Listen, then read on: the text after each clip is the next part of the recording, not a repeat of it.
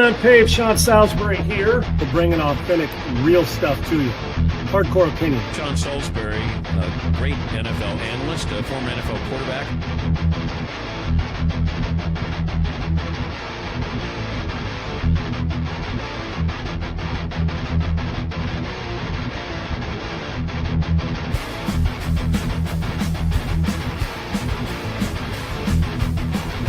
To me, Tom Brady is the GOAT because he's done more with less than any player at that position we've ever had.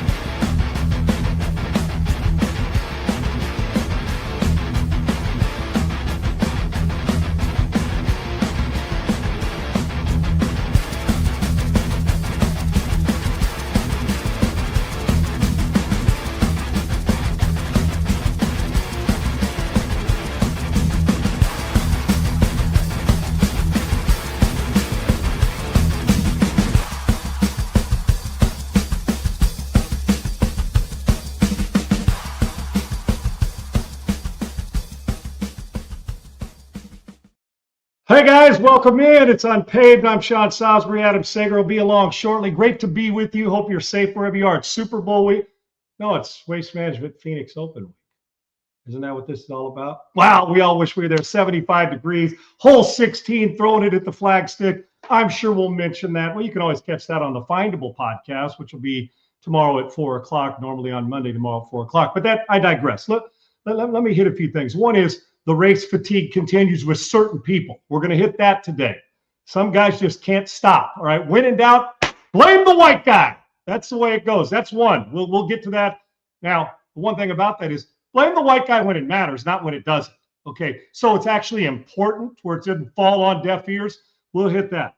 Also got a lot to talk about when it comes to the Super Bowl, and the Super Bowl meaning, well, or should I say the Hall of Fame, because the Super Bowl's there, of Robert Kraft, Bill Belichick, and there's another name we got to discuss. What's going to happen when it's his turn, considering the reasons why the Hall of Fame and the voters have decided those two? What about the third guy involved in that? We know who that is, but we'll discuss that as well. But I start with Sam Darnold.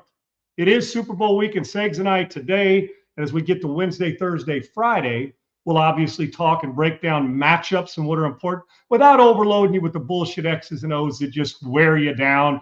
But we will tell you about some matchups that are key and help you on the betting line and which way to go, because I think we're pretty good at that too. And we will discuss that. And when we get this telestrator up, man, we'll be able to draw it up. And I can't wait for that as well. Tomorrow, Kirk Herbstreit. Talk college, talk NFL, talk Super Bowl. And we're going to catch him from the house before he gets on that plane to head out to San Francisco. So great show tomorrow that you don't want to miss, because we're going to dive in onto some deep stuff with my guy, and I can't wait to visit with him. But I start with Sam Darnold. And the reason why I do Super Bowl, we'll talk a lot about Drake May. Is this the way that you want to go about raising your quarterback? What I mean by that is, think about how many people, and the majority of you, don't bullshit yourself. You quit on Sam Darnold, and you know it. You quit on it. And I'm not a pat on the back guy, because I've screwed up plenty of times in my life, and damn near sometimes want to quit on your own damn self. But the one thing that a handful of us did not do was quit on that guy. Why? Too talented. Now, can't just play, and I was about a year from wondering if this was a bust. But there was just something about him that stayed the course. And the biggest thing is his resilience. We know about his talent. There's a lot of talented guys in the league that go by the wayside because they're not mentally tough, their football IQ isn't good enough, or they just believe what everybody's saying about him, good or bad. Darnold didn't buy into any of it. I still contend, and I'm including me and anybody else from when we were coming out of high school to college. He's the most gifted, now the most unique talent as far as physical skill sets the guy plays in Chicago, but gifted arm, all those things that come with quarterback play. Carson Palmer, who was phenomenal. Rodney Peete, great players. Mark Sanchez was a good player. Nobody more gifted throwing the football and guts than this guy. But I love, he's never been a self-promoter. He's never blamed anybody. He's taken care of his business, which is well documented. It's not documented enough. This is a lesson to be learned about why we can't just quit on quarterbacks until they've exhausted all options. We say the guy can't play. We can think about some guys we've quit on that have found a way to make it. But there are times 3, 4, 5 years into a guy's career that we say, he's just not going to be a good player. He's a journeyman. And that's been true. But with Sam Darnold, Jets, Carolina, San Francisco, Minnesota, and now Seattle. That's 5 friggin' teams. And now the guy's a star in the league and playing in a Super Bowl and has a chance to be the first USC starting quarterback to win a Super Bowl. God bless him.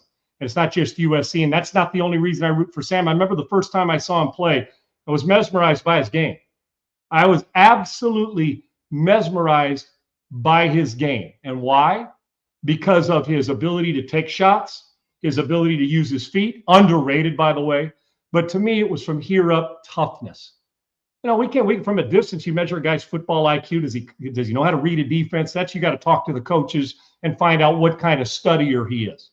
But my favorite thing about him was his ability. And right now, I'm not sure how many guys in this league have been kicked in the teeth as much, or in the past been kicked in the teeth as much, that have come back and found themselves in a Super Bowl, if you know what I mean. Guys have been through adversity, been a backup, got a chance. Tom Brady was drafted in the 6th round.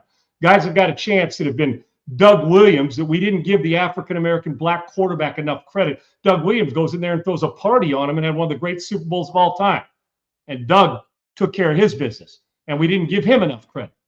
We can go through the list of guys all along that we have. The Trent Dilfer, and I'm going to say this, and Brad Johnson, guys that didn't get their opportunities to shine. I mean, Brad was a late draft pick, Trent Dilfer a first-round pick, but went through the ups and downs and still stayed the course, and both have Super Bowl rings and were important to their team because they weren't the star, but they played right at the right time.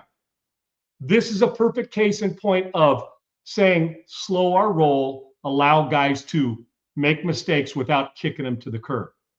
I think Sam Darnold was a year away, and that's last year, from one more bad season from being kicked to the curb.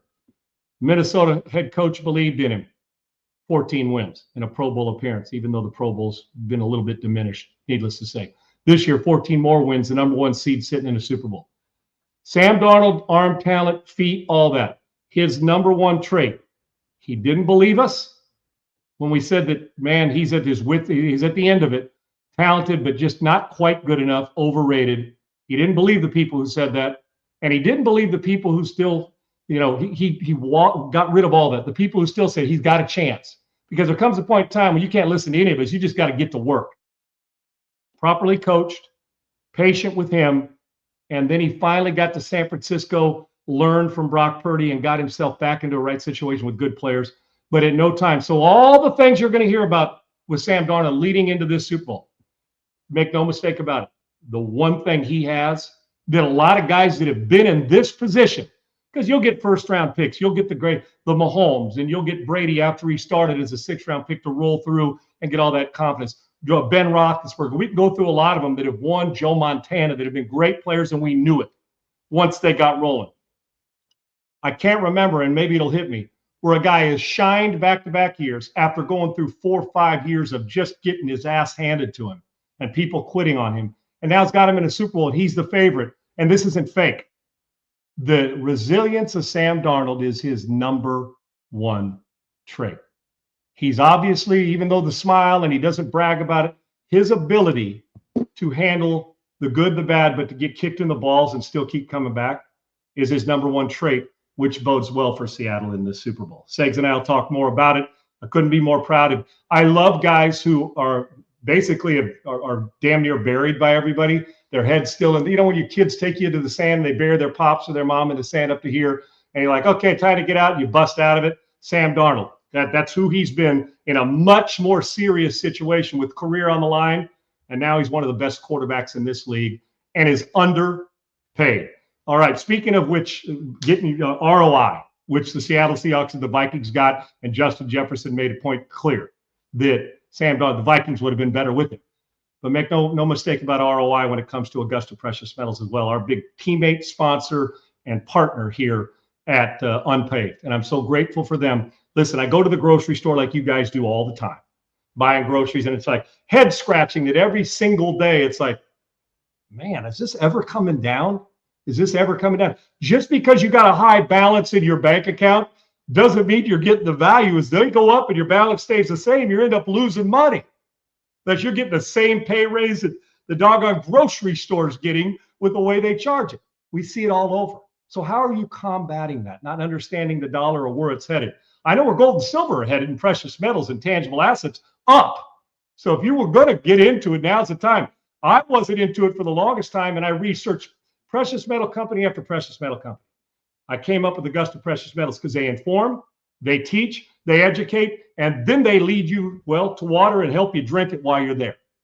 And that is Augusta Precious Metals. Don't miss out on this, guys. All I ask is that you do one thing for that gold and IRA guide, is that there's no tax on it with your IRA or your 401k when you get into precious metals, gold and silver.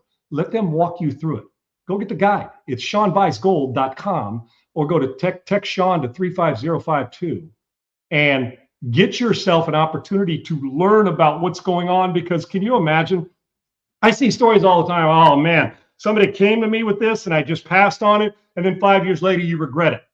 What's the regret about spending 30 to 60 minutes studying a company and gold and precious metals, tangible assets that are going to give you confidence and quite possibly secure a future for you and retirement? Who wants stress in retirement? Fuck that. Sorry, Augusta Precious Metal, but that's the compact we have to have. And you guys need to know that what are you waiting on? I waited too long, but not so long that I'm not in the mix. And you can too with Augusta Precious Metals. Let them, well, confidence, security, and peace of mind is all you want, right? Isn't that it going forward? And with that, the only way to get it is to educate yourself. And the best way to get it is Augusta Precious Metals. Augusta Precious Metals, SeanBuysGold.com, SeanBuysGold.com, or text Sean to 35052 and learn what I've learned. That Augusta Precious Metals is the best place to go for education. And quite frankly, if you're passing on gold and silver right now, you've missed the boat. Don't miss it. Augusta Precious Metals, SeanBuysGold.com. Segs, Sam Darnold's been nothing but amazing the last 2 years. And I do believe with all the skill set he's got, a lot of guys got skills, but a lot of guys aren't tough enough. I don't know, Segs, if I was in a situation, I mean, I know off the field, we've all been kicked in the teeth and hit our rock bottom. He hit his rock bottom in pro football. There is no doubt. He hit that elevator, went all the way down, and is now working its way back up. And the only way you can overcome that is, yeah, you got to have some talent. 2 is you got to have the ability to have somebody who can coach you. But 3 is you got to be able to deal with noise. The hardest thing to do at that position is deal with noise, good and bad. You start to believe it, you get complacent. The good stuff. You start to believe the bad stuff. It digs you deeper into a hole, and you're like, how do I get out of this? The guy's best trait is he just keeps smiling and keeps playing. And here we are. There's not 10 quarterbacks in the league better than him. And you can make the argument over the last 2 years, he's been as good as anybody that doesn't have an MVP award. He's been spectacular. Love Sam Darnold. That doesn't mean that I don't think Drake May is going to be great too. I'm just talking about the road he went. You talk about a guy who fits this show. Talk about an unpaved road that he's been on. He is the poster friggin' child for Unpaved. Sam Darnold's picture should be up every time you look at Unpaved. He went through the woods, did everything, hit his ball to the right, couldn't find it. The dirt came out of it, stuck in mud. And here he is on a paved path that is still not paved yet because the Super Bowl's not done. And I'm sure he still looks at it like, I got a long way to go. But damn, it's staring him right in the face. New England will have something to say about it. But the road this guy's been on is a great example for teams to understand. If you get good coaching and put a guy in the right situation, he may not be the bust that so many thought Sam Darnold was going to be. He was on a couple organizations that at the time had more trash than they had talent. And here we are now. When I'm talking about overall trash, I mean, not the human, but just the way they performed. And here he is now. He's sifted through that unpaved trash as well. Speaking of the Waste Management Open, was able to get through the trash, and bam, here he is staring at what is going to be the biggest moment of his life. And I hope everybody plays well, but there's a special place for me for this guy because he validated what we thought of him when he came out of college. Yeah, and something you said kind of piqued my interest, so I started looking real fast. And you said, who's a quarterback like Sam Darnold that has done what he's done, where he, like you said, the struggles, and then finds it in Minnesota, but then he ends up going to Seattle. I mean, there's not many quarterbacks like that going back. You have to go back a while before you start getting into, you could talk about guys like Brad Johnson, Rich Gannon were on their, third and fourth teams, but the guy really both teammates of mine, Segs, that I saw transform their careers. Rich became a great player. Got to the Super Bowl, was the MVP that year with the Raiders. And Brad Johnson was a 4,000-yard passer. I don't think gets enough credit. And Trent Dilfer, they needed his leadership offensively when he was in Baltimore, yet He was a first-round pick, and he just did what necessary. All of us would love a Super Bowl ring, so Trent owes nobody an apology either. He did what he had to do. But Darnold, to go from wow to well, maybe he's pretty damn good. So I can't think of Doug Williams because of a different reason, Segs. We weren't giving black quarterbacks the credit. Teammate of Warren Moon's, from James Harris to Doug Williams, and Williams put a clinic on in his Super Bowl, right? But it was like, oh, okay. So it took that clinic for people to realize that, well, black quarterbacks deserve to be treated just the same as everybody else. And Doug's performance, nothing else, performance proved that. And then now we're at the point where it's a moot point. Now we don't need to talk about it. Hell, half the best quarterbacks in this league aren't white. So we don't have to talk about that. But Doug had to overcome it in a real life situation. Darnold was on the field, but it would have been much easier to wilt than to stay the course. Yeah, and the one guy I found, you mentioned Trent Dilfer. Well, it was the guy who he went against, and he really struggled early in his career after being the 5th overall pick, and that's Kerry Collins. You know, he starts in Carolina, struggles, goes to New Orleans, and then finds himself with the Giants. And in his second year, comes out and balls out and plays and leads them to the Super Bowl against those Ravens, those 2000 Ravens. That was such a good team. But yeah, so he had some good moments in Carolina, right, Segs? Yes, he did. And then I think he had some off the field issues with, and his whatever those, whatever those demons are that we all go through, and he overcame those and got him there. That's a great point. He shouldn't be lost on that, because he had another one. Isaiah made a good point. Jim Plunkett. That goes even further, which is, as a Raider fan, first, pick of the New England Patriots, the Boston Patriots at the time. He and Randy Vataha goes through a whole bunch of stuff, and then comes in and plays out of his mind in the Super Bowl. And that's probably the closest, but Kerry Collins is a good one too. All those guys could have a party, sit at the table, talk about all the crap they went through to get where they are now. But like you said, I mean, since Kerry Collins and the Rich Gannons and those guys, I mean, we've had Brady and Manning and Roethlisberger and Rodgers. It's been the top of the top quarterbacks that we don't normally see this kind of progression in their career where a quarterback ends up leading his team. It's not like he was carried there. He led his team to this. Yeah, it wasn't just a guy. He became the guy on two teams, and one of them's in the Super Bowl. Yes. So, I mean, phenomenal job of, because we see a lot of guys now, they tend to just, I don't want to say walk away too early, but that they get crushed early and they can't bounce back from it. So credit to Sam Darnold and, whoever works with him in the offseason for continuing to work and build them up. And he got that right opportunity in Minnesota with Kevin O'Connell, and then boom, makes the move to Clint Kubiak and the Seahawks. And now he's in the Super Bowl. So, and teams are guilty of it too, Sigs. Hell, I mean, in truth, if you look back, and they were both in the same draft. One was the first pick, Baker Mayfield. The other, the third pick, and Sam Darnold, with Saquon Barkley in between.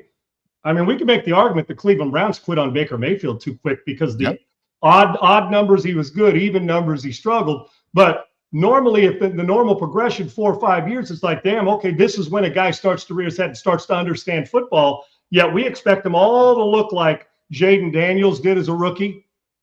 But then again, there's Peyton Manning as a rookie who threw almost 30 picks. I mean, so sometimes, instead of, like I've always said, Segs, and I made a point about this a couple of weeks ago, maybe it's not just the coach or player who becomes a problem. It's the people evaluating them that don't know how to evaluate, that they're not expert, that the expertise isn't there. Because if more GMs are doing it like Minnesota's GM that just got fired, and when we see more that we don't know about that aren't really diligent in their work, then they're going to miss on evaluations. The truth of the matter is the New York Jets did not miss on the early evaluation of Darnold. They got it right. The problem is they didn't stick it out and give him players around. The other one said, you know what, bring him to us. And at now 40 million, 38 million, whatever it is, sakes, he's a major bargain at the position in this league. Well, and the problem with that and why this is happening so often, that we're seeing guys, Geno Smith, Darnold, Baker, all these guys move on and then have successes, because teams aren't giving GMs and coaches the leash to let these guys, if you have 2 losing seasons, most likely you're out as a head coach. I mean, and GMs and damn near out as a quarterback too, Segs. GMs maybe get a second quarterback, maybe. So, I mean, if they say like, oh, I draft this guy number 1, number 2, 3, 4 overall, and he struggles, I got to make that next move before I'm fired to show the front office, like, yeah, I saw it, I screwed up, but here's what I'm doing to fix it, and I'm changing it. And so those guys get pushed aside. So it's just the way I think the NFL is now, whereas, back in the day, guys got 4, 5, 6 years as a head coach and GM to build their organization up. Segs, I have real quick on this last part of this is I've spent a lot of time talking to coaches and coordinators and quarterback coaches about quarterbacks in general and the evaluation and when they're ready to play. And the chalkboard or now the whiteboard, that doesn't move. So you can get up there in the meeting room and they can go up there. Those are mental reps, but they're not the reps of seeing live bodies 11-on-11 move. Just like 7-on-7 is not real football. 7-on-7 is partial. That 7-on-7 is Cliff Notes football and can be a detriment if you're not teaching it right and you're letting 7-on-7 just be a who shot John operation at a slapdick Friday throwing 7-on-7 in shorts and a t-shirt. But in talking to you guys, the truth, and I'm one of them. If my rookie quarterback is the best quarterback on my roster, well, it speaks volumes that we don't have a couple good veterans to get in there and play. But it also, I'm playing him. I've said this. I told this to Barstool a handful of years ago to Big Cat and those guys, and I stand by it. Football playing Jessies or football playing Jessies, man. If you're the best, I'm playing you and hoping that you'll put the time in and be able to overcome getting smacked in the teeth and deal with adversity and come back and be that quarterback. Because I think it's important. I don't think you can be great in life or as an athlete or as a businessman unless somebody's looked you in the face, said you're not for me, been fired, been kicked in the teeth, struggled. In order to see the penthouse rock bottom, at least had to rear its head at some point so you know how to deal with it. And Darnold's done that. But I'm one of those guys that if you're the best quarterback, I'm playing you. If I'm a GM and you're the best quarterback on my roster, I got to do better with my other two. But I also know that I'm playing you because you may discover a Jaden Daniels or a Stroud as a rookie, but most of the time it usually ends up that it's going to take. It even took Josh Allen a couple of years to get rolling, Lamar Jackson. But I'm guilty of it, Segs. We all want to get him in there quick. The truth of the matter is the best way to do it, if the player can handle it. Now, in college, they just fucking transfer NIL and transfer and be gone.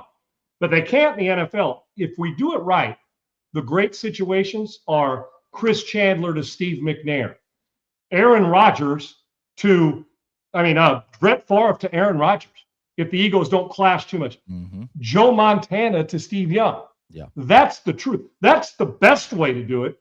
But the problem is we got a problem with the depth at backup quarterback. And beyond your starter at the bottom of the league, we don't have guys that seem to be quality enough to go out in 17 games, be that guy. And so it's a catch-22. You want to play him, but if you're going to play him as a rookie, you better understand that you were shitty. That's why you drafted him high. And number two is that you're going to have to go through some major pains, yet coaches and GMs don't stick around long enough. Why, Segs? Because they're afraid of losing their job. So they make the switch. And in Darnold's case, the Jets and Carolina was too soon. And Minnesota made a huge mistake, even though McCarthy. See, if they'd have kept Darnold, we'd have gone the proper path with McCarthy. Let him wait and then let him do his thing because he didn't throw the ball a ton in college anyway. Right. And then do that. So that's the best way, but it's not the only way because then there's the Peyton Mannings who throw 28 picks and come back and kick your ass for the next 18 years or whatever it is. So it's okay. You can't have them both. Sometimes you can, and the Peyton Mannings of the world are the perfect example of why you play a guy's rookie. But Peyton was tough enough to deal with it. A lot of them aren't. Yes. Sam Darnold was asked about being the first USC quarterback to start in the Super Bowl. Here's what he had to say on that topic. Or bond with you and the USC quarterbacks? Obviously there's been a lot of great USC quarterbacks over the years. And yet, do you guys keep in touch? Or anyway, is there something that connects you guys together? Oh, absolutely. Yeah, I think there's, the fraternity that is USC in general. But the quarterbacks, I've gotten to know quite a few of them. And all great guys, great leaders, great people to be around.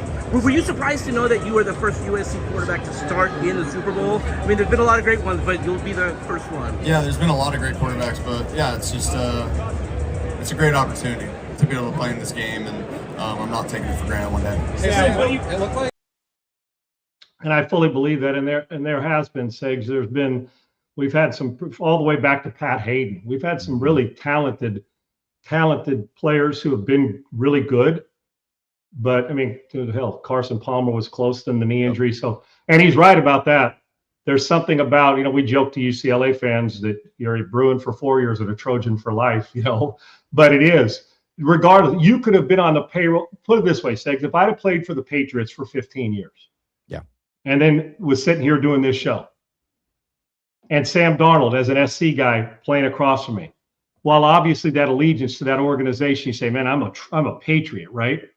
But there's still that little bit of you that says, I want my guy to play well, right? And the great thing about it is, even if you haven't spent time talking or a lot of time with the guys who play, I've spent, Rodney Peete is one of my best friends, and I know Carson Palmer and know Mark Sanchez, but if you haven't got to know them after their career, when you leave USC and know them like you'd like to, but you still feel like you do.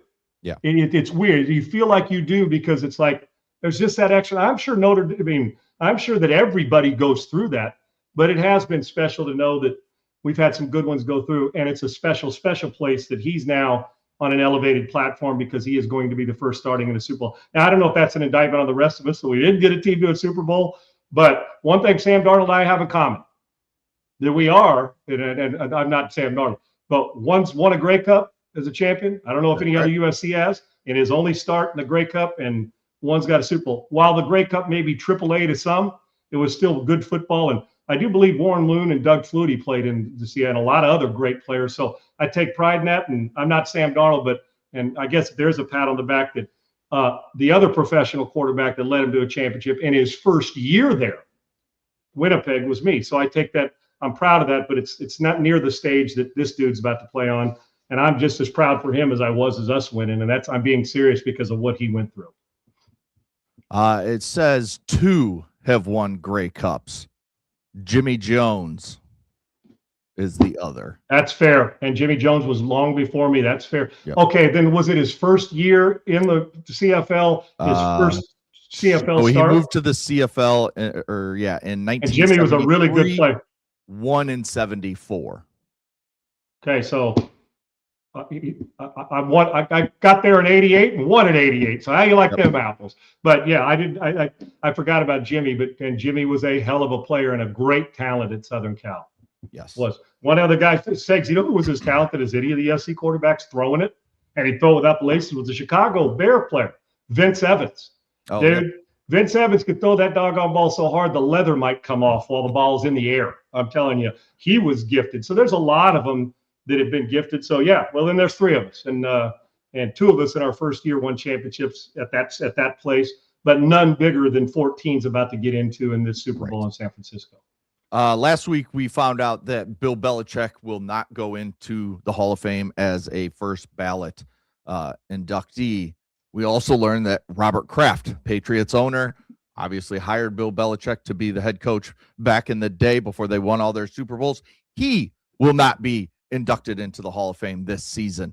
I don't know what this says about the voters, that you're taking modern football's greatest owner coach duo and leaving them out of the Pro Football Hall of Fame as first ballot Hall of Famers. It's just insanity to me, and I can't fathom how this happens. It's nothing to do with performance. Everything to do with ego, pride, and grudge. And shame on those who let that kick in. That's not your criteria. Nobody gives a fuck about your ego or your pride or your grudge when it comes to the Hall of Fame. And I don't care who you are, right? Some of these guys who didn't, maybe buddies of mine that I know. I don't care. And I like Bill Poley. I don't care about their ego. And I can compartmentalize enough. No, I can still be your buddy. I can still like you. But in this case, you are flat ass wrong. And it's an embarrassment. It just is.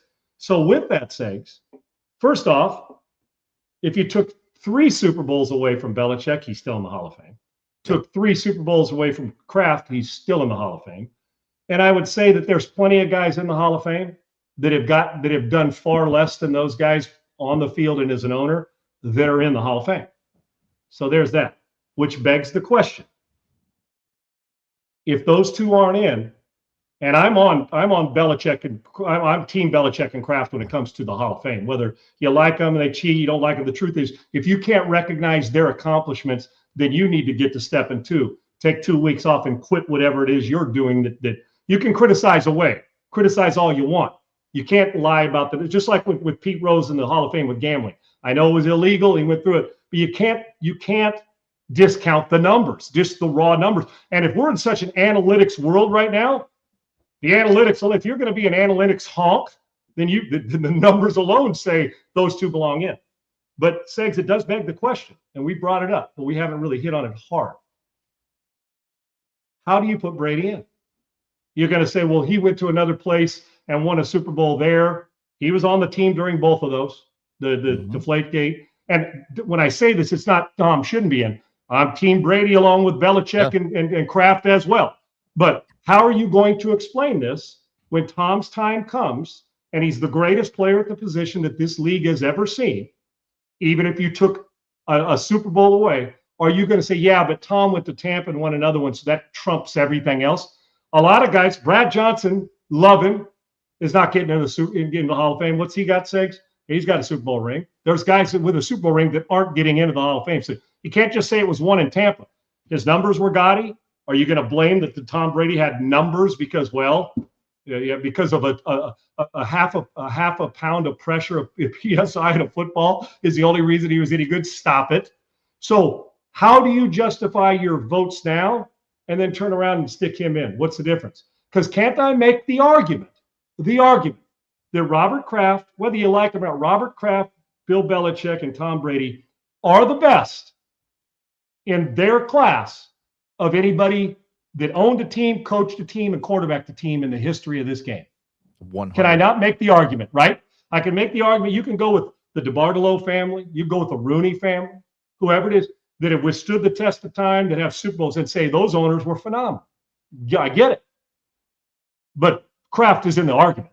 Make zero mistake about it. And then because the Rooneys with all those Super Bowls and ownerships changed with Jerry, there's ownership has changed in Dallas. So their ownership, it's not changed here with this guy with all those Super Bowl rings. He's been a part of it. Then you go to Belichick and you can make the argument that Chuck Noll and Tom Landry and Vince Lombardi make the argument. But once again, is the argument that can I not make it? Put it this way: if you have Belichick as less than number 2 or 3, you really should. While I respect your opinion, I sure as shit don't value it because you can't. You just can't say it.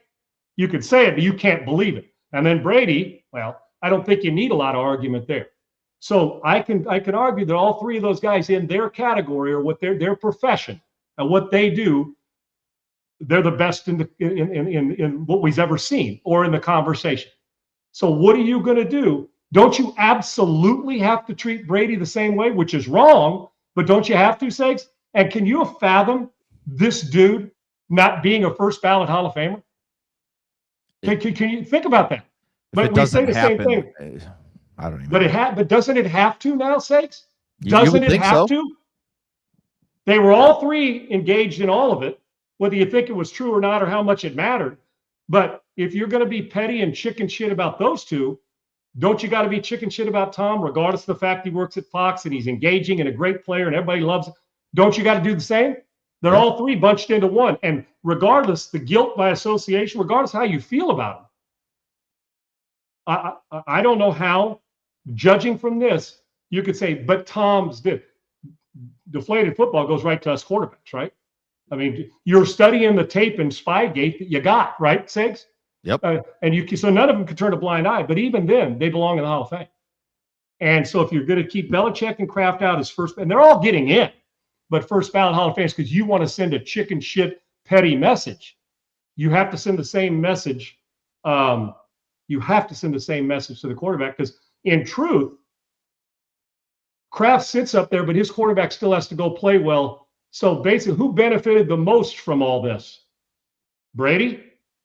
Get extra tape if you believe that Spygate gave you an advantage.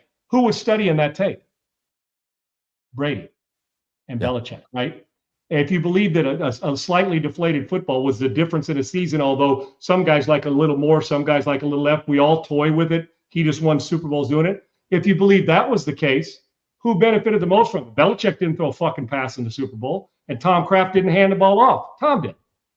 I'm Team Brady, Kraft, and Belichick.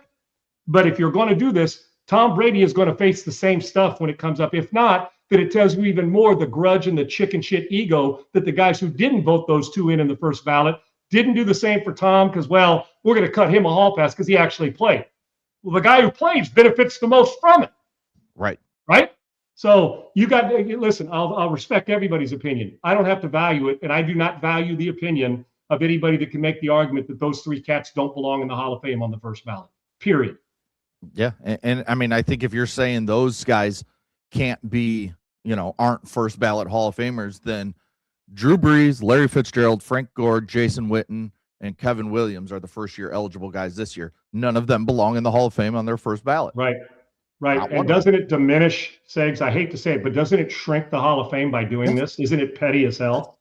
Yes. 100%. Yes. It's going to become how we think of the NBA. They just let anybody in. Like they just, you were pretty decent. You won an NCAA championship and won NBA finals, and you weren't even really the guy on either of those teams, but you won each. And you made a great contribution to basketball. Yes, You were a good ambassador. Right. Right. Like, no, but we'll put you in. But for the NFL, it's going to become, well, if these guys aren't first ballot Hall of Famers, then nobody can ever be. So Segs, maybe this would be the case too. Maybe is it the case that we should just never put anybody in that's a first ballot Hall of Famer? So basically, that's what you're telling us. Yes. And like Curt Schilling's gone through Boston, is there any chance that their political affiliation has anything to do with this? It's just another chicken shit. I would hope not, right? I don't want to dive into that because it seems like, and I think I saw that on here too, because I was thinking about that. Well, because Brady knows Trump, and even though it's not Brady's turn, but the Kraft and Trump they've hung out, and Belichick, all those things. Does that come into it? If it is, just like in Curt Schilling's case, you don't. Curt Schilling's a Hall of Famer. There's one reason Curt Schilling's not in the Hall of Fame. One, period, is because he's outspoken about liberals and conservatives. And he leans on the side that a lot of people don't want him to lean on. So you kept him out of the Hall of Fame. His pure numbers and the way he's pitched in big moments is as good as we've had in the postseason. And Reg, he belongs in. And the fact that he's got to continue to go through this is quite frankly an embarrassment to the baseball Hall of Fame. But we seem to have this argument every friggin' year. Yeah. We can talk about Clemens and Bonds and Rose and the rest of it. So I don't know, man, but we got to start vetting the Hall of Fame voters, because some of them have lost their fastball, as I said last week. And if they've lost their fastball, get them the fuck out. Yes. Period. When it comes to voting. 100%. And as big of a black eye as this is to the NFL, to the Pro Football Hall of Fame and the NFL, this next topic could become an even bigger black eye to the NFL. And that's Commanders owner, blanking on his name, Josh. You just asked me that. Here it is. It's Josh Harris, isn't it? Harris. There you go. Josh Harris, okay, there you go. He's linked in the Epstein files that were just released. Visited Epstein's house in New York. Was many emails between the two of them. You've got Epstein connected New York Giants co-owner with women, Steve Tisch. I mean, and then Russell Wilson was in the files, but he came out and was really against it, saying, no, don't link me with this, because he was looking to buy an airplane. In the airplane that he talked to through a broker was reportedly one of Jeffrey Epstein's planes back in the day. So that's why Russell Wilson. So if you're hearing his name, that's why there's no evidence that he was involved with the bad stuff. And that's where I hate some of this stuff, because you get just linked with it.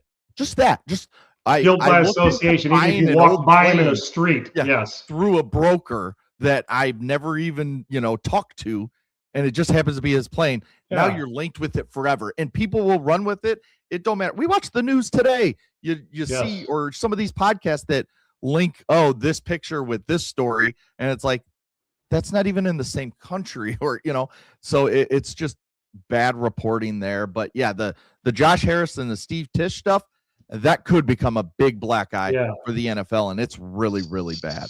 Segs, we got a major problem in this country of speculating because we want to be first, not get it right. Right. Oh, man, I'm speculating. Because you got to, what's the chance? I speculate that he is guilty. Well, you got a 50-50 chance. He's either guilty or he isn't, right? So if you guess and you're wrong, then they'll say, well, there's 10 million people that were wrong, and you'll just get lost in the shuffle. If you got it right, you'll pat yourself on the back and say, I told you this motherfucker was involved, right? That's what you'll say. Well, with this, we got a major issue with that. Well, social media and that, what's true, what isn't. I could say this, and that's why we got to guard against Russ Wilson. Segs, if I go buy a house from Harris or Tish or somebody who I bought a house from, you know, if some celebrity buys a house from, because they had the transaction in a banking statement, doesn't mean they were over there doing stuff they shouldn't be, whether trafficking or with younger underage or doing drugs or having baby oil on them, with that side of it, or with the Epstein Island and being around there where they're doing stuff that's against the law, awful stuff that we talk about and we hear about every day in the media. If you bought a house from somebody, like in Russell Wilson, you're buying a place, it doesn't make you guilty because somebody snapped a picture or saw you at an event with somebody that you didn't 25 years ago and you didn't know the guy was trash then, right? You get my point, meaning Epstein. Segs, with this, here's the deal. And I don't know because the speculation or there's been, when it comes out, then we can comment on it. But I will say this. We had a guy, and rightfully so, had to give up ownership because of his, well, Daniel Snyder with his stupidity. We had the owner of the Clippers with what he went on. But I mean, they went in there, the NBA and the NFL, and they voted, get him out. How is this not even worse or the same? If, in fact, there's an if here. Right. If Tish and Harris and anybody else was linked to these guys, but not just linked to them because they took a picture with them, but was living that high life with them and going to it and doing all the things that we knew that were below the belt, no pun intended, as opposed to above the belt, and doing stuff that any of us that are parents can't fathom on a regular basis, right? We've all done stupid stuff, and I'm talking about this is not a mistake. This is a decision, right, Segs, when it comes to these guys. So if they are, how in the world, let's just speculate, judging from them, if those two or anybody else like that was involved, how do you not treat them the same? And you find out that they were guilty as hell doing stuff that was not right, whether it's underage, whether it's breaking the law continually and knowing what they were doing. How does this not get treated like you do Sterling and Daniel Snyder? And rightfully so, those two. Race, you're running an NBA team and you're a racist owner. And I understand how they went about it in private and somebody set you up, wrong way to do it. But the outcome is he had to sell. And Daniel Snyder had to sell.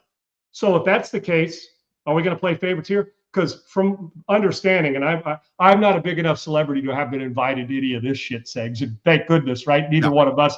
But from a distance, if this is true, you just going to let them keep going on and doing their thing? You just get to keep doing it? You just keep letting them own a team? Because if what went on there, which we speculate, now the speculation of constantly of Epstein, how'd he kill himself? Is he still alive sitting on an island somewhere? If that is true, meaning these guys are heavily involved in, broke the law and in horrendous ways, if that is the case, then how in the world do they get to own a team if that's the case? We're still, I don't want to say early, but we're still in the infancy of trying to figure out all the files and everything that's in there and who was selling somebody out and who's on the inside and who isn't and what the reason. The bottom line is we got some weird motherfuckers out there, dude. We just do. We got some whack jobs out there. And when it comes to kids and it comes to animals and it comes to whether it's this or anything, kids and women and animals and the abuse of them, get them out. Get them out, throw them in the slammer, lock them, throw away the key, lock them up and get them out. I don't know if they are, and I don't know because I'm not privy to all that. But I can tell you this, you better treat it like you would anybody else who's running a team and has people involved that you're supposed to lead, because that ain't leadership. That's following a wrong path. Other than that, I don't know because I'm not doing the reporting on it or the investigation on it. Yeah, and I mean, when you talk about the fact that, I mean, the Mara family that owns the majority of the New York Giants or is the main owner, is talked about with the Hallis McCaskey family, all the big family, Jerry Jones, all the big families that have owned football teams for a long time. If you're John Mara, you have to come out and just be like, tell Steve Tisch, like, hey, you have to sell. You have to sell your stake. We don't want you as an owner. You cannot have 0.0001% of this team. I can't have you connected to this team ever again. Well, the NFL can't, Segs. Yes. The NFL can. You can't have an NBA owner connected to racism, right? But if I'm Mara, I get out in front of even the NFL and I say this. And because now all of a sudden you're going to start being linked with it because your co-owner is involved. And it's got to be a hostile takeover from one of you got to get it. You got to vote the board, whoever, you got to vote them out. And I say this with because Segs, Yes, Judging from the Hall of Fame vote has nothing to do with Epstein. I'm just talking, judging from that, people hold grudges. Yeah. In that, just not put a guy in the Hall of Fame. You think there's some grudges and some problems with this? So I'll always wait till the truth. Now, this day and age says, I don't know what the truth is anymore. Right. They can tell you. I mean, we can have guys embezzling money and stealing from people in Minnesota, and you still get to go up and be the governor or anybody else. Just keep doing it. So I don't know. I guess it depends on who's in charge of making these decisions, whether you get to keep it or not, and how you can pad them, and if you got something on them. You know what I'm saying? This whole weird ass circle that goes on. All I know, if you are involved in it, you're a pig. Period. Yep. Just a pig, and you got to move on. And you're right. If you're an owner affiliated with it, and you're one owns 48%, one owns the majority shareholder, you got to get those guys out if it's true. And the fact that there's smoke around it has got to be cause for alarm, because this is so much bigger than football. It's ridiculous. Yeah. All right, we're going to run through a few topics here. Giants. Speaking of the Giants, they've hired former Bears head coach and Chiefs OC Matt Nagy as their offensive coordinator under John Harbaugh. Do you like the fit with Jackson Dart and Scattaboo and that offense with Matt Nagy? I can guarantee you, well, I can't guarantee it, but I would speculate that John called Andy and said, remember, Andy's been with Matt for a long time. Mm-hmm. John got the job. He was one of his special teams coach and worked for Andy. I would imagine, like a lot of people do, funnel back to a great human being and Andy Reid and say, Coach, what do you think about Matt Nagy? And I'm sure Andy had ringing praise from him. He wouldn't have brought him back from Chicago in the first place, Segs, right? Back to Kansas City and now go. So now he's got the enemy back. I would imagine John called up and said, is this guy good on young quarterbacks, and how will he be for us? And I'm sure Andy gave him a ringing endorsement, which if it's good enough for Andy, I'm sure John said, I'm all in. Then he went through the process of interviewing what they're going to do. I do like it. I do like it. He's out from under Andy, because in truth, Matt Nagy's not calling plays, just like Eric Bieniemy's not. Andy Reid calls the plays in Kansas City. At least Matt Nagy, now he'll be the play caller. John can focus on what he wants to. Matt's been a part of Super Bowl teams. He understands what it takes, and he's been a part of a young quarterback coming out of college who is kind of a gunslinger. A lot of similarities now if you're talking about the gunslinging part of it, right, Segs? I'm not saying that Jackson Dart's Mahomes, but they'll make some off-schedule stuff. They play with a lot of energy, and obviously Dart would like to have 80% of the career that Pat's had. But I think Matt Nagy, to bridge that gap and understand what he saw with the guy coming in, I actually do think it's a good hire. Not as the head coach, but as the offensive coordinator. And I trust John Harbaugh like I trust Andy Reid when it comes to how to deal with people and lead people. I think it's a good hire and a good one for Jackson Dart in that offense. Can't hear you, brother. You on mute? Yeah, I muted myself. I just saw this on WFAN. They're in with one of their hosts. New York. Supposedly, sources close to the host there says that Woody Johnson canceled or put a nix on the Wink Martindale hire for Aaron Glenn to become the defensive coordinator.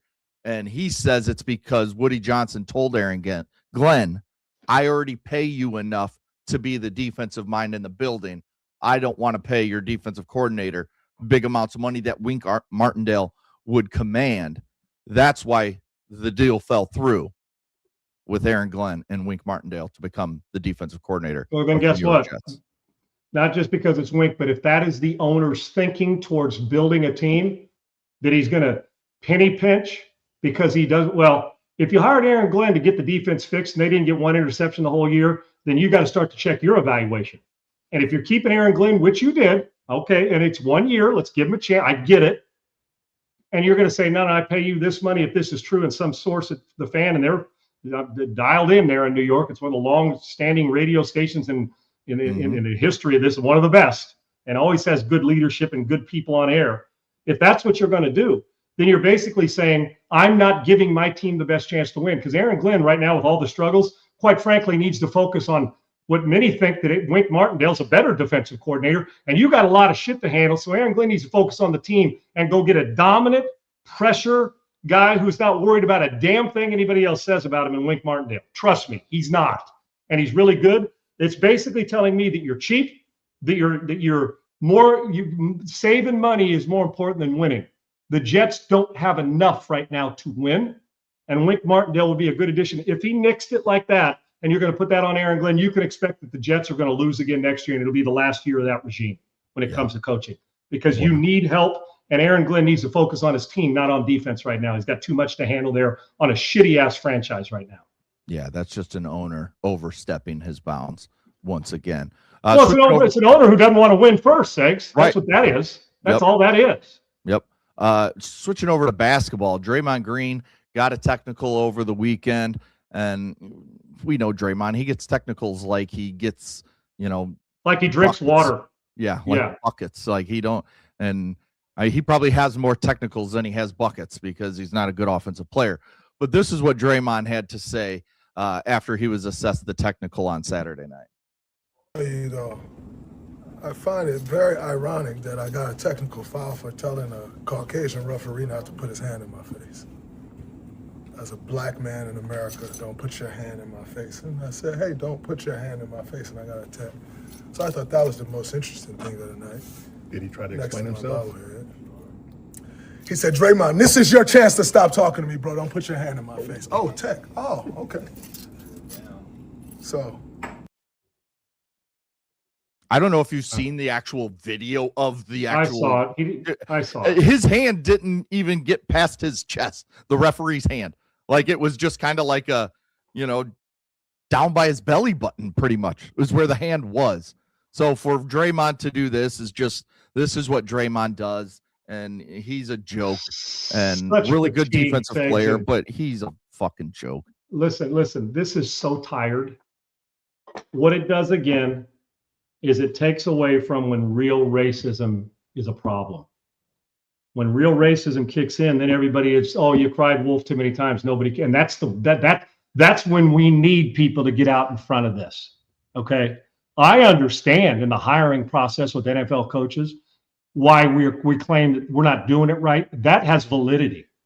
So you look into it. This has no validity. So the next time a black referee slams a T on a white guy, is that guy supposed to say, yeah, I told him not to put his hand in a white man's face. I told the black guy not to slap a technical in my face. I'm a grown ass man in America, and you got to do it. Now I know Draymond comes from hard times in Michigan where he grew up and is a tough guy. Now the thing that pains me to say this, Sigs, he's one of those guys you hate to play against, but a lot of times you want him on your team because he's such an agitator. He pisses everybody else off, right? And no denying he's been a great player. This is tired, it's fatigue, and it's Draymond's MO, sadly. Going to be a great broadcaster, but he can just say anything, and where's the accountability? Yeah. I don't think the referee slapped him with a T and said, I'm doing this because I'm going to get my hands in his face because Draymond's black. He's an NBA ref. What I do believe is that he probably slapped him a T because Draymond's a constant asshole and deserves technical after technical just for some of the stuff he does, kicking a guy in the balls, doing this, all these things. Draymond is listen, sometimes he makes me laugh when he's on his broadcast. He says some pretty funny shit. This isn't funny. And what you're doing is you're diminishing and shrinking what real racism is. The fact that he even thinks about this during a game, that a Caucasian referee put his hand in his, and he didn't put his hands in his face and gave him a T. What's Draymond going to do? Whoop his ass on the court? This ain't going back across the tracks and beating some dude up who was flirting with your sister and you didn't like it or came in and you dropped a racial slur in your neighborhood. You had to go beat his brains in. This isn't a referee who gave you a T. Emotions kick in. So when Draymond kicks a guy that's a white guy in the balls or somebody else, is it racist? The fatigue and when in doubt, lean on the race card. There are times when race does exist and it's big. Yes. And it matters. This ain't it. But he's going to get a pay raise for his podcast. He's going to get paid and he's going to keep playing and not be held accountable because he got a mic and he can say whatever he wants. And you're right. The amendment allows you to speak and free speech and the rest of it. Doesn't mean we got to buy into it. There's got to be something. Now, if all of a sudden the referee slapped the T and dropped the N-word in his face, now we got something to talk about. 100%. This is just fatigue. It's constant. It's tired. It just is, Segs, and it's exhausting that a guy like this, because it just diminishes what real racism is. And I don't care what anybody. Yeah, if you're agreeing with Draymond, it's such a bad look for Draymond on a referee that's trying to get through it. Listen, we all got problems with referees. But race, I don't think, is a problem with them when they're slapping a T on a guy who's led the world in technical fouls for 52 years. Draymond came out of the womb getting teed by his mom, I'm sure. Technical, you came out and you came out chattering. And the sad thing is, I respect what a great player he's been. He's been a pain in the ass, but he is a hell of a player. He defends, he passes, all that. But then the headache becomes larger than the talent. And in this case, it's just another thing of this is going to get a lot of clicks and a lot of stuff. But tell me the validity it holds. It'll go away just as fast as he got teed. But Segs, I don't know why we have people in the media that lean into this. The grudge against Draymond's lived a pretty damn good life once he got out of the tough times. Great player at Michigan State, phenomenal talent in the NBA, has got championship rings, has more money than he's ever going to be able to spend. And it comes down to he got teed up and was pissed about it. So if a black referee does that, does he treat it the same way? Oh, hey, black man in America, you don't come up on me and do that. Or is it simply he's fishing for something that does not exist? It exists some places, not in that technical foul. Listen, Draymond Green's race talk is eye-rolling. Yeah. It exists somewhere, not on the court. And I think about it in sports. I'll say it again, Segs. Of all the places I've been in my life, sports, locker rooms, businesses, wherever you've been, families, whatever, there is no place that's less racist than an NFL, NBA, baseball locker room. Whether it's black to white, whether it's Dominican in a baseball, it doesn't matter. There's no place where if you want to learn how people get along, there are different races and religions, just go sit in the locker room. But this is a really good narrative to shift. I got technical foul because the the Caucasian ref had a problem with Draymond Green, put his hand in his face, as if he's the NBA that he's now taking it to the streets growing up where he had to fight his way out of a tough neighborhood. I respect that. This ain't it. Draymond knows it, and it's tiring. And the fatigue is real, especially when it comes to some of the things he says. And quite frankly, I know I'm probably in the minority when it comes to this. I think he's entertaining at times on the court. He goes overboard a lot. And with podcasts, and he will be good. He ain't Barkley, but he's trying to be. And Charles would never suggest this. That's the difference. Right. Well, Charles wouldn't do this. So he's outlandish at times, and it's just so tiresome. But when in doubt, lean on the race card for some, and we see it way too often in media and sports. Yeah, and this is where I think Draymond's realizing his time is coming to an end because he's not been the player he was for 3 or 4 years now. You get a little desperate, Segs. You start to get that desperation. Yeah. Right. And I'm two guys that popped into my head that, were kind of like Draymond, and then their game fell off, and then they tried to, be over the top with the officials, and they started getting a lot of technicals, even more technicals than they went in their prime. And that's Rasheed Wallace and that's Boogie Cousins. Two guys who games fell off hard towards the end of their career. And then they got even more chatty with the refs and screaming. And I mean, you saw the one the other day of Draymond where he's guarding someone in the paint and he's yelling at a female official, screaming at her that it's 3 seconds, yet the guy put a foot outside the lane, which I don't think Draymond saw in the moment. But he stopped playing right in the middle of the play to go scream in the face of the female official. It's like, should we be yelling at him for doing that? No. Segs, was she white or black? She was white, I believe. Oh, you know what I claim? Hates white women. Yeah. Is that is she supposed to get in and say, you know what? It was racist, the things he said to me. He got close to me and he got up on me and I feel threatened. Yep. I'm a white female ref in the NBA and I felt it was racist towards me. Then what?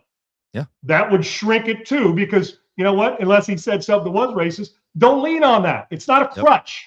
It's not a crutch to lean on. It's a serious issue that still exists in parts of this country, and the NBA ain't it. Okay? The NBA ain't it, and Draymond needs to learn from some of his fellow players that don't lean into that as hard as he does, because I would imagine the NBA and basketball has given Draymond, outside of family, damn near everything he's ever wanted in life. Oh, yeah, for sure. I know football's done that for me. Yeah. I mean, if you put you in positions sports that you'd never be in. So while there's things to like about him, there's a lot of things that make you roll your eyes and say, dude, your time's coming to an end. Stop the desperation. And unfortunately, Draymond leans into it more now than ever. Oh yeah, and Mike and Jared, Rasheed Wallace was a much better player than Draymond Green, all around, much better player.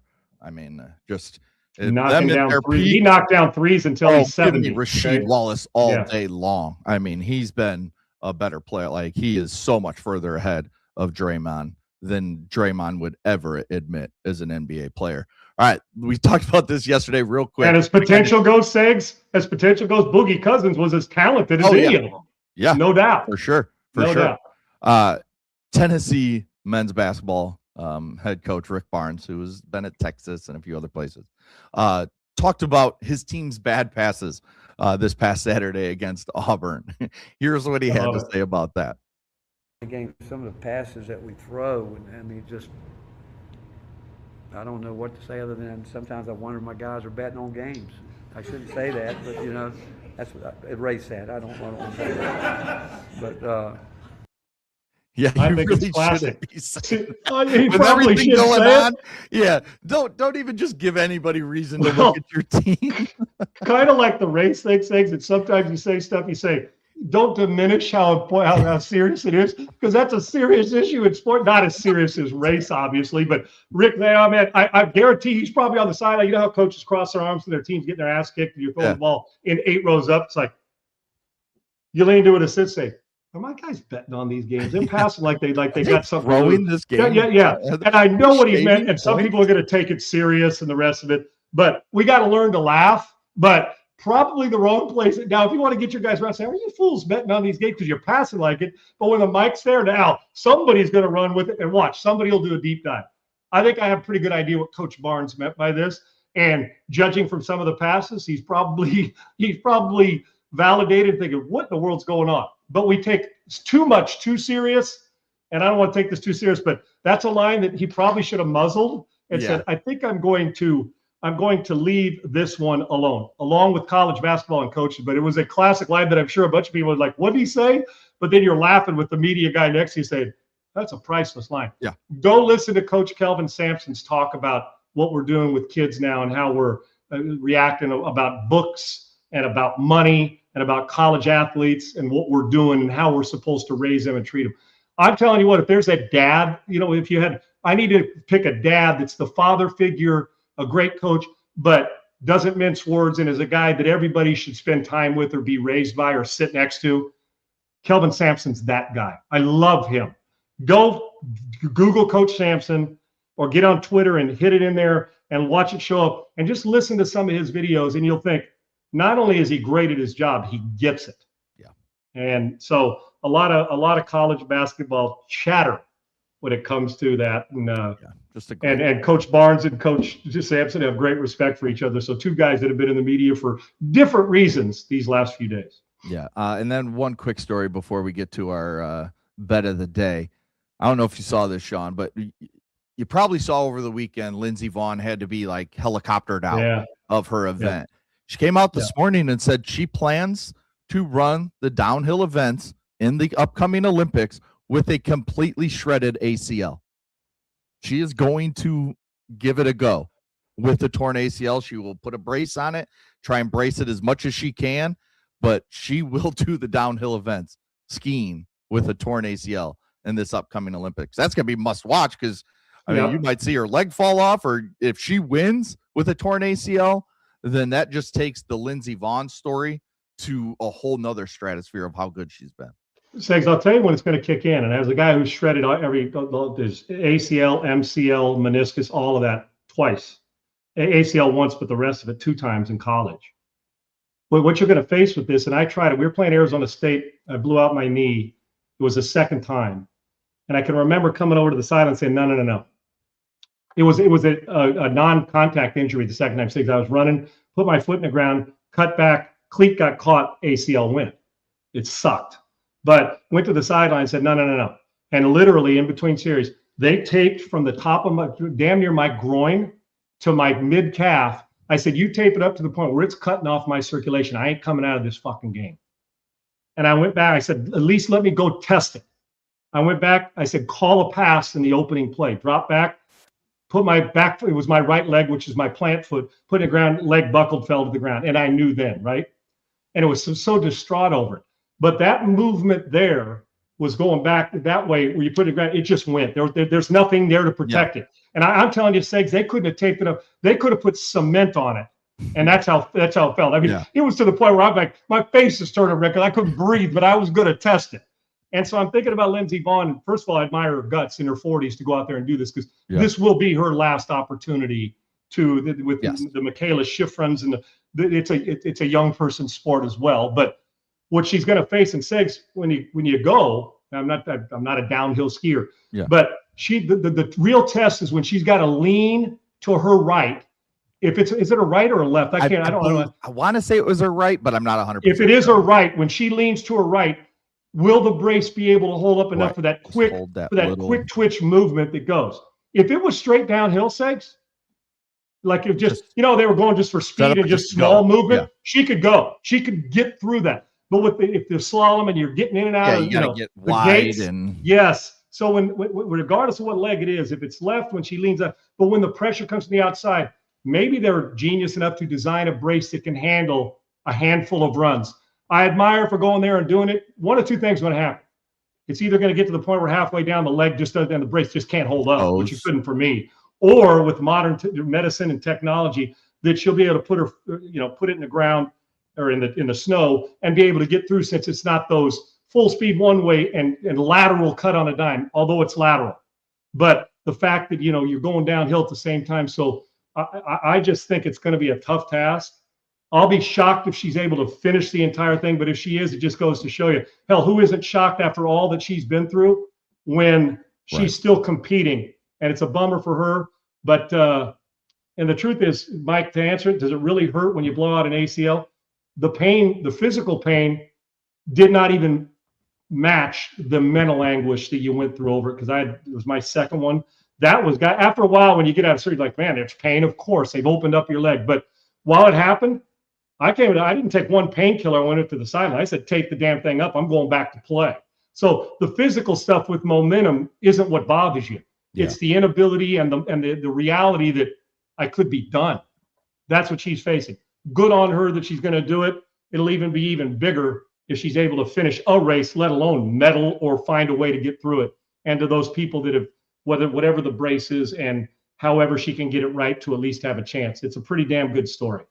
Yeah, I mean, just crazy to see her be able to, because I mean, it starts opening ceremonies are Friday nights, and when we get going, I mean, I'm sure there's events that have started already, because some start before the opening ceremonies. Sean, this is how much I care about the Pro Bowl. All last week, I thought the Pro Bowl was Sunday. I thought it was all Sunday. Turns out it's tonight, I guess. I didn't know that, but it's tonight. The flag. I found that out yesterday, because I always thought it was the week before. That's when I found it out too. Yeah. My son asked me, and I still thought it was in Florida, but it's in San Francisco. I thought it was in Orlando. Yes, it was in Orlando. Yeah, too. I thought I saw the Pro Bowlers that are sitting in San Francisco, that they're playing the game there somewhere. That's why you guys come here, for this great breakdown of the Pro Bowl that we know so much. I don't have one, Segs. Other than Justin Fields turned down an invite, right? Yeah, Justin Fields was like, so you want me to pick this stuff? Yeah, play tonight? Who wins tonight? I don't even know how they play. Do they keep scores at touchdowns? I think so. I honest to God, I don't know the rules. I don't either. Other than shorts and flags. Yeah, I don't know. Football. That's it. I think it's 7-on-7. If you're asking me to pick it, I'm taking this one off. Give me the AFC. How's that? Whoa. Whatever that means. Is there AFC, NFC, or is it like, do they mix? AFC, like the NBA NFC. used to? Okay. So you think Shedeur is going to be the MVP, is what you're telling me? Is there any doubt? Or Joe Flacco? Who deserved the Pro Bowl more? Shedeur or Flacco? I mean, Shedeur or Josh Allen? Give me a break. Fuck, Justin Fields is being mentioned.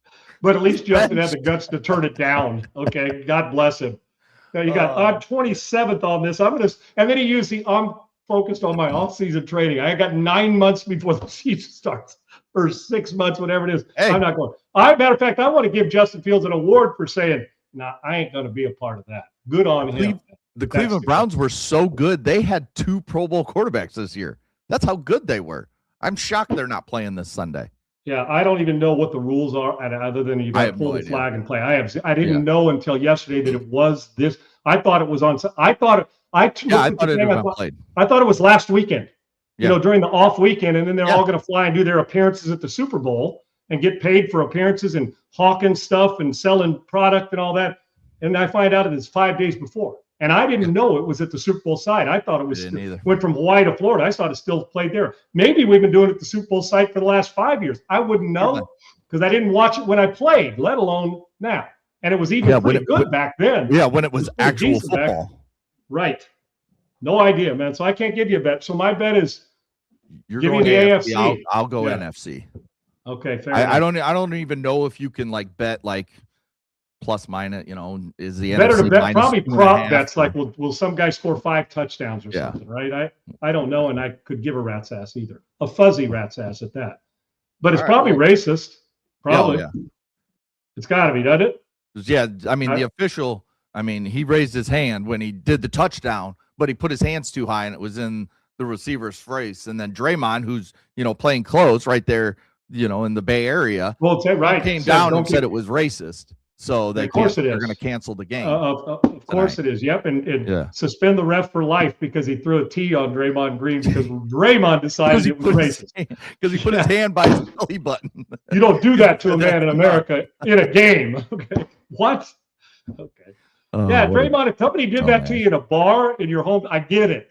Yeah. Okay, even then, it doesn't require an ass whooping unless the guy says something stupid. But to Jesus. slap a T on you, I would imagine people got awful close slapping T's on players in the NBA. But Draymond's got a different approach to his career than a lot of us. Yes. All right. We'll be back tomorrow. Thanks to Bailey and Laura behind the scenes, making us look and sound great like always. Make sure you get to the YouTube channel, like and subscribe at Unpaved Sean Salisbury. Follow him at Sean Unfiltered, me at Adam G. Sager. Remember, tomorrow, Kirk Herbstreit will join us. Sit down, talk some NFL, talk some college. You know, maybe he could talk about the transfer portal a little bit, but we want to I'm focus. gonna more on the dive Super deep with Bowl. him, brother. Yeah. And, yeah. I'm So also going to dive deep in how many assholes are out there bugging him about his dog. You know what I'm saying? The Yeah. people that don't have anything better. I'm diving deep, and he's a very dear friend who does his Yeah, job we've got him on a professionally lot. every week. I can't wait to talk to him about it tomorrow. yeah, so make sure you tune in 1 p.m. Eastern, noon Central. We'll talk with Kirk Herbstreit. We'll also start breaking down the game, getting into you know, the matchups that we like that we think could really impact this game. We'll talk about the Seahawks being sold after the Super Bowl. And then I do want to talk about that CJ Stroud contract that ESPN put out. And should the Texans be doing that this offseason, or should they wait to see what An expensive CJ Stroud risk, does? Segs. It's an Very expensive risk. expensive risk. Probably a better chance to win in the gold-silver game with Augusta Precious Metals. Definitely. Shameless Definitely. shameless promo, but I'm all in on it. So there you go. That's a safer bet for the Houston Texans than CJ Stroud. Bingo. CJ Stroud. All right. Make sure you're here tomorrow, 1 p.m. Eastern, noon Central. We'll talk to you guys later. Peace. Unpaved, Sean Salisbury here for bringing authentic, real stuff to you. Hardcore opinion. Sean Salisbury, a great NFL analyst, a former NFL quarterback.